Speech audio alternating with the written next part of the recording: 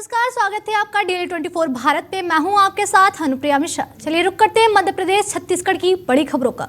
बड़ी खबर आ रही है भोपाल से, जहां आईएएस संतोष कुमार वर्मा एक बड़े विवाद में घिर गए हैं। मध्य प्रदेश सामान्य प्रशासन विभाग ने उन्हें कारण बताओ नोटिस जारी किया है। दरअसल 23 नवंबर को भोपाल में आयोजित अजाक्स के प्रांतीय अधिवेशन में संतोष वर्मा ने ब्राह्मण समाज की बेटियों को लेकर अभद्र टिप्पणी की थी। उनका ये बयान सामने आते ही पूरे प्रदेश में बवाल मच गया। जगह जगह ब्राह्मण समाज के लोग सड़क पर उतरे आए, विरोध प्रदर्शन किए और कार्रवाई की मांग की। मामला इतना गर्म हुआ कि सरकार को दखल देना पड़ा और अब सामान्य प्रशासन विभाग ने आईएएस अधिकारी को नोटिस भेजते हुए जवाब मांगा है कि अधिकारी ये विवादित और आपत्तिजनक टिप्पणी क्यों की गई। अब सवाल ये है कि आईएएस संतोष वर्मा इस नोटिस का क्या जवाब देंगे और क्या सरकार उनके खिलाफ आगे कोई कड़ी कार्रवाई करेगी। चलते उस बयान की ओर जिसने पूरे प्रदेश की राजनीति में भूचाल ला दिया। एक परिवार में एक व्यक्ति को आरक्षण मिलना चाहिए जब तक कि मेरे बेटे को कोई ब्राह्मण अपनी बेटी दान नहीं करते या उसका संबंध नहीं बना दे। केवल आर्थिक आधार की अगर बात है तो एक परिवार में एक व्यक्ति को आरक्षण मिलना चाहिए। वहीं अगली खबर मध्य प्रदेश के छिंदवाड़ा के आदिवासी बहुल्य तामिया क्षेत्र के छिंदी गांव में स्वास्थ्य व्यवस्था की हालत बेहद चिंताजनक है। इलाके में झोला छाप कथित बंगाली डॉक्टर और स्थानीय तथा कथित चिकित्सक बिना किसी योग्यता के खुलेआम इंजेक्शन लगा रहे हैं और दवाइयां दे रहे हैं। मीडिया टीम द्वारा पूछताछ में इन झोला छाप डॉक्टरों ने साफ कहा है कि हम ऊपर तक पैसा देते हैं, इसलिए किसी का डर नहीं, जो स्थानीय तंत्र की सच्चाई बयां करता है। छिंदी में एक कथित बंगाली डॉक्टर और डॉक्टर साहनी द्वारा संचालित मिनी अस्पताल जो बिना किसी अनुमति के चल रहा है। ग्रामीणों का आरोप है कि तामिया बीएमओ सिर्फ दिखावा करते हैं, कभी वास्तविक कार्रवाई नहीं होती। स्वास्थ्य विभाग की यह लापरवाही किसी गंभीर अनहोनी को जन्म दे सकती है। ग्रामीणों ने प्रशासन को चेतावनी दी है कि अवैध क्लिनिक तुरंत बंद हो और योग्य डॉक्टर नियुक्त किए जाएं। झोला छाप डॉक्टर के कार्रवाई के लिए टीम का गठित किया गया था और टीम ने कई झोला छाप को भी पकड़ा भी है और उनका थाने में हमने रिपोर्ट भी कराया है। नहीं, हमारे पास किसी भी प्रकार के डिग्री झोला छापों के पास वैसे तो कोई डिग्री होती नहीं है और हमारे पास किसी भी प्रकार का उनका डिग्री नहीं है। आरोप निराधार हैं और इस प्रकार के आरोप उनके द्वारा हमेशा लगाए जाते हैं, पर हमारा कोई उनके साथ कॉन्टैक्ट नहीं है। जब भी हमारे पास कोई भी शिकायत आती है, जैसे कि आप लेके आए हैं, तो हम हमेशा तुरंत वहीं मध्य प्रदेश के हरई विकास खंड में किसानों की परेशानियां लगातार बढ़ती जा रही हैं। इस साल क्षेत्र में हजारों हेक्टेयर में मक्का बोया गया, लेकिन मौसम की मार, बढ़ती लागत और बाजार में गिरते दामों ने किसानों की कमर तोड़ दी। सबसे बड़ी चिंता मक्के के दाम में जबरदस्त गिरावट, जिसके चलते किसान बेहद परेशान हैं और अपनी फसल का उचित मूल्य पाने के लिए संघर्ष कर रहे हैं। इसी मुद्दे को लेकर आज हरई में कांग्रेस पार्टी ने जोरदार किसान आंदोलन किया। किसानों की समस्याओं को उठाते हुए कांग्रेस कार्यकर्ताओं ने 7 सूत्री मांगों के साथ महामहिम राज्यपाल के नाम तहसीलदार को ज्ञापन सौंपा। बता दें, किसानों का कहना है कि अगर सरकार ने जल्द राहत नहीं दी तो आने वाले दिनों में आंदोलन और तेज किया जाएगा। फिलहाल हरई के खेतों से लेकर सड़कों तक किसान अपनी हक की लड़ाई लड़ने के लिए मजबूर दिख रहे हैं। ब्लॉक कांग्रेस कमेटी और किसान कांग्रेस कमेटी के तत्वाधान में हमारे हरई ब्लॉक कांग्रेस कमेटी द्वारा जो आंदोलन किया गया 7 सूत्री मांगों को लेकर, हमने तहसीलदार जी को अपना ज्ञापन सौंपा। उन्होंने हमें आश्वस्त किया कि आगामी 3 दिन में नहरों की सफाई हो जाएगी, अगर 3-4 दिन में बिजली की व्यवस्था ठीक हो जाएगी। समर्थन मूल्य पर मक्का खरीदने के लिए हम लोग शासन को अपना प्रस्ताव भेज रहे हैं और समय सीमा में सब किसानों को यूरिया डीएपी मिलेगी। वहीं अगली खबर धमतरी से है, जहां संविधान दिवस के कार्यक्रम के बाद कांग्रेस भवन के बाहर जमकर राजनीतिक ड्रामा देखने को मिला। 26 नवंबर को आयोजित इस कार्यक्रम में प्रदेश प्रभारी सचिन पायलट, पूर्व मुख्यमंत्री भूपेश बघेल, नेता प्रतिपक्ष चरणदास महंत और प्रदेश अध्यक्ष दीपक बैज सहित कई बड़े नेता मौजूद थे। कार्यक्रम समाप्त होने पर जैसे ही सचिन पायलट बाहर निकले, कांग्रेस के पूर्व जिलाध्यक्ष देवेंद्र अजमानी उनसे महापौर चुनाव में टिकट वितरण की गड़बड़ी को लेकर बात करना चाहते थे। पायलट जल्दबाजी से निकल गए, जिनके बाद अजमानी ने मीडिया के सामने खुलकर अपनी नाराजगी जाहिर की। इसी दौरान उनकी बहस जिलाध्यक्ष शरद लोहना से हो गई और दोनों आमने सामने भिड़ गए। पूरा विवाद कैमरे में कैद हो गया। कुछ ही देर बाद बड़ा एक्शन, देवेंद्र अजमानी को 6 साल के लिए पार्टी से बाहर कर दिया गया। अजमानी ने टिकट दलाली का आरोप लगाया, जबकि जिलाध्यक्ष ने उन्हें भाजपा का व्यक्ति बताकर पलटवार किया। 15 साल पहले से कार्यक्रम में आना बंद कर दिया। एक भारतीय जिला कांग्रेस कमेटी का उपाध्यक्ष था, 15 साल से आना जाना बंद कर दिया। उसको पार्षद की टिकट दिए, जमानत जब्त हो गई, उसकी शहर में कोई हैसियत नहीं।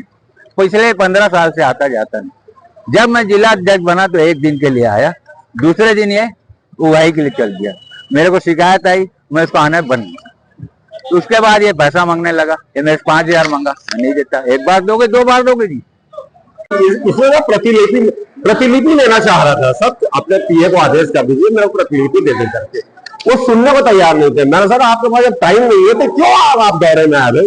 जब आप दौरे में आए हो तो आप समय दो, मेरी बात 2 मिनट सुन लीजिए सर। मैं बोला, मैं कहा रिसिप्ट, मैं लंबा समय नहीं दे रहा हूँ, 2 सेकंड का ले रहा हूँ, रिसिप्ट दे दीजिए।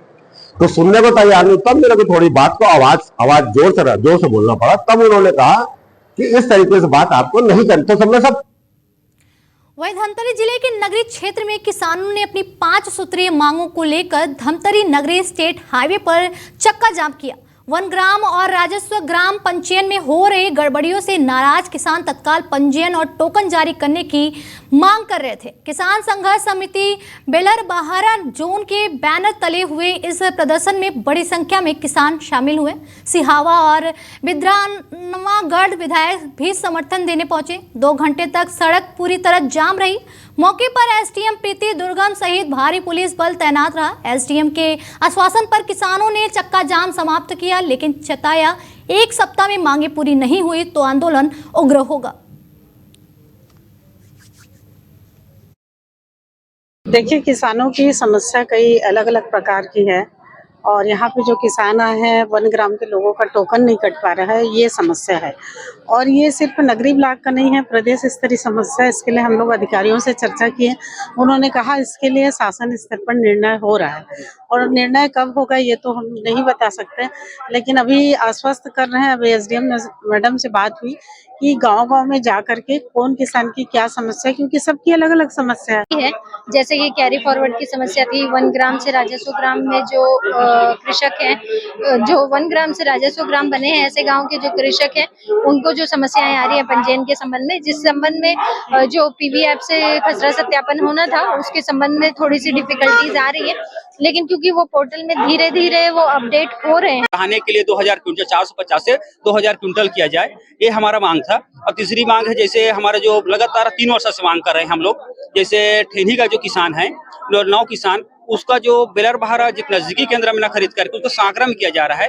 और अर्सी कन्हार जो किसान है, 5 किसान, उनका। और दुर्भाग्य की विषय है कि हम 1 ग्रामों एवं राजस्व ग्राम से संबंधित किसानों का आज तक के टोकन नहीं कट रहा है। वहीं कोरबा जिले के बालको रिसदी रोड पर मौजूद पुल की बदहाल स्थिति लोगों के लिए परेशानी का सबब बन रहा है। प्रतिदिन भारी वाहनों की आवाजाही से पुल जर्जर हो गया है। हालात ऐसे हैं कि पुल में लगे सरिये बाहर दिखने लगे हैं, जिससे राहगीरों को परेशानियों का सामना करना पड़ रहा है।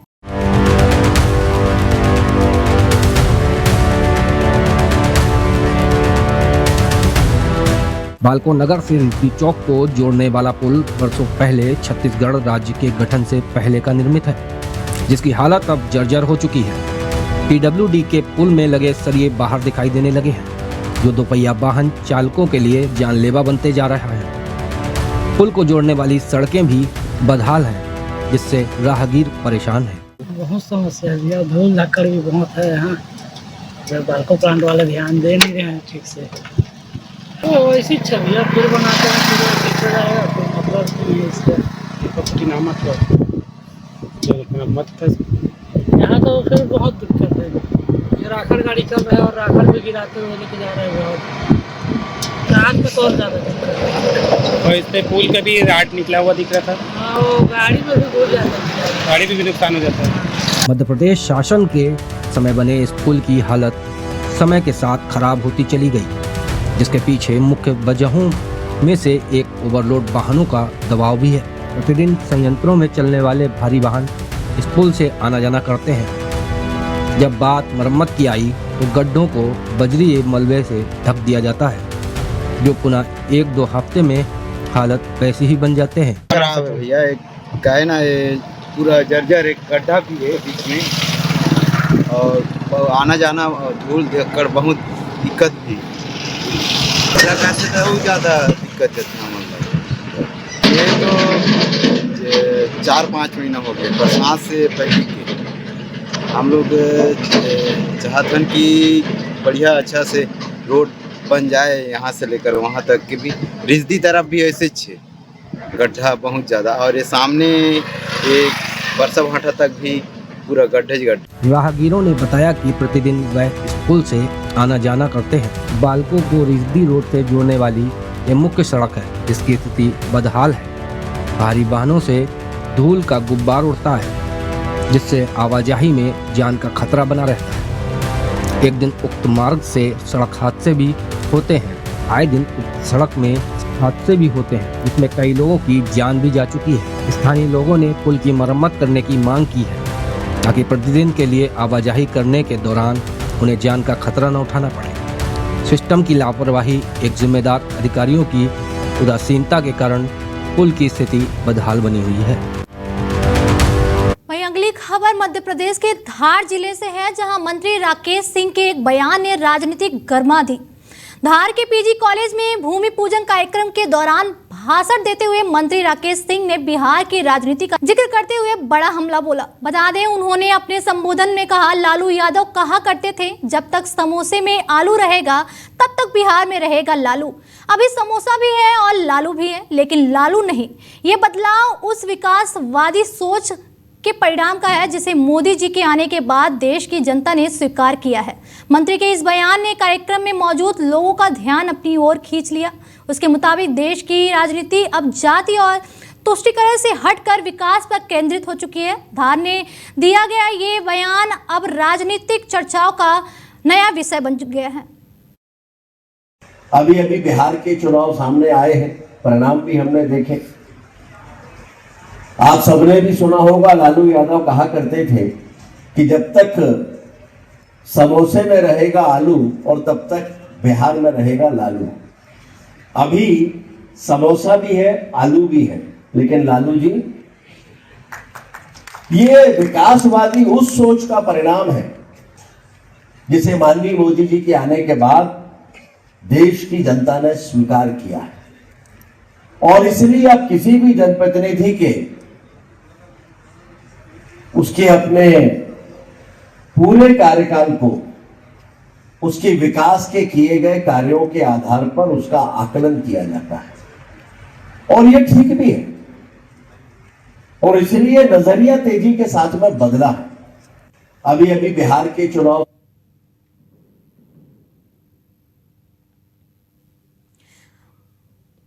अगली खबर मध्य प्रदेश के खजुराहो में, जहां सांसद खेल महोत्सव को लेकर अहम बैठक आयोजित की गई। बता दें, बैठक में खजुराहो सांसद विष्णुदत्त शर्मा, पर्यावरण राज्य मंत्री दिलीप अहिरवार और स्थानीय विधायक अरविंद पटेरिया मौजूद रहे।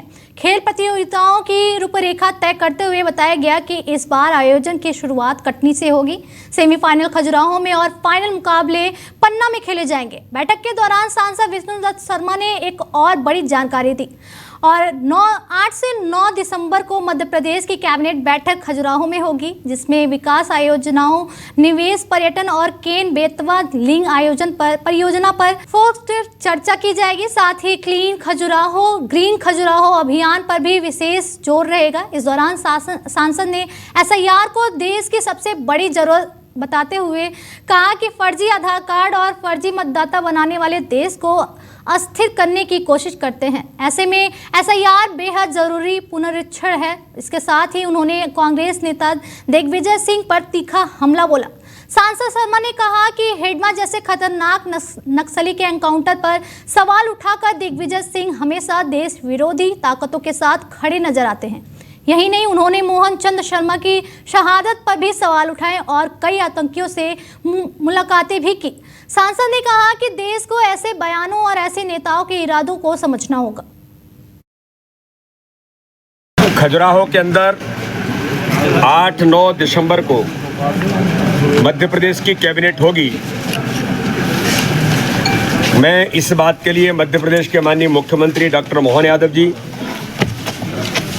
हमारी संपूर्ण कैबिनेट, हमारे यहाँ के विधायक और राज्य सरकार के मंत्री कैबिनेट का हिस्सा भाई दिलीप जी का, अरविंद पटेरिया जी से लेकर राजेश जी, ललिता यादव जी, कामाख्या जी, सबको बहुत धन्यवाद और आभार करता हूँ कि ये कैबिनेट बुंदेलखंड के विकास का माइलस्टोन बनेगी। वर्ल्ड हेरिटेज है, आइकॉनिक सिटी है, दुनिया के पर्यटक आज खजुराहो के ओर आकर्षित हो रहे हैं। तो ऐसे समय में कैबिनेट का होना यहाँ के विकास, यहाँ के टूरिज्म को बड़ी गति देगा। इसलिए मैं बार बार ये कहता हूँ, इस कैबिनेट का तहे दिल से स्वागत हम सब लोग यहाँ पर करते हैं। और ये कैबिनेट मात्र फॉर्मेलिटी नहीं होगी। माननीय मुख्यमंत्री जी ने भी जो कल कहा है कि कैन बेतवा लिंक परियोजना की समीक्षा भी होगी, और जो कैन बेतवा बुंदेलखंड की एक विकास की लाइन बनकर के खड़ी है। वहीं रायसेन जिले के गौहरगंज में 6 साल की मासूम से हुए दुष्कर्म मामले ने पूरे इलाके में गुस्से की लहर पैदा कर दी है। घटना को कई दिन बीत चुके हैं, लेकिन आरोपी सलमान अब तक पुलिस की पकड़ से दूर है, जिसके चलते लोगों में आक्रोश लगातार बढ़ रहा है। आज स्थानीय खेल मैदान में सकल हिंदू समाज ने बड़ा धरना प्रदर्शन किया, जिसमें हजारों लोग जुटे और आरोपी की जल्द गिरफ्तारी के साथ साथ एनकाउंटर की मांग तेज कर दी गई है। बता दें, धरना प्रदर्शन के दौरान माहौल अचानक उग्र हो गया और कुछ प्रदर्शनकारियों ने गली मोहल्लों, मस्जिद और पुलिस बल पर पत्थरबाजी शुरू कर दी। हालात काबू करने के लिए पुलिस को हल्का बल प्रयोग करना पड़ा। इस दौरान पत्थरबाजी में कई पत्रकारों के घायल होने की भी जानकारी सामने आई है। 5-6 दिन होने जा रहे हैं। शासन ने थोड़ा लेट कदम करा है। लोकल में घूमता रहा था, अब उसको पकड़ नहीं पाए। 6 दिन बहुत होते हैं, इसलिए पब्लिक बहुत चिढ़ चुकी है। शांति कार्यक्रम हो रहा था, मगर कुछ लोगों ने अपनी दूसरी भड़स निकालने के चक्कर में पत्थरबाजी करी है। आरोपी सलमान है, उसकी गिरफ्तारी के लिए हमारे कम से कम 10 से 11 टीम जहाँ भी हमें कुछ मिल रहा है भेजी जा रही हैं। आरोपी सिर्फ पकड़ लेंगे हैं। जनता की जो आपका कहना है कि आक्रोश है, निश्चित है। अभी वो लोग आए थे, ज्ञापन लिया गया है और ज्ञापन में उन्होंने मांग की है कि आरोपी को शीघ्र पकड़ें। और हमारी टीमें गई हुई हैं, शीघ्र हम उसको पकड़ने का प्रयास कर रहे हैं। हमारे आसपास के क्षेत्र, वहाँ से गाँववासी आने वाले थे, परंतु जैसे ही ये प्रदर्शन खत्म हुआ उसके बाद एक उग्र रूप इसमें धारण किया गया। मस्जिद के ऊपर पत्थर फेंकने का काम कर रहे हैं। पुलिस प्रशासन अगर उनको रोकने का कार्य कर रही है, तो अभी 5 मिनट पहले आपने देखा होगा कि बड़े बड़े पत्थर पुलिस प्रशासन के और मीडिया कर्मियों पर बरसाए जा रहे हैं, जो बिल्कुल गलत है।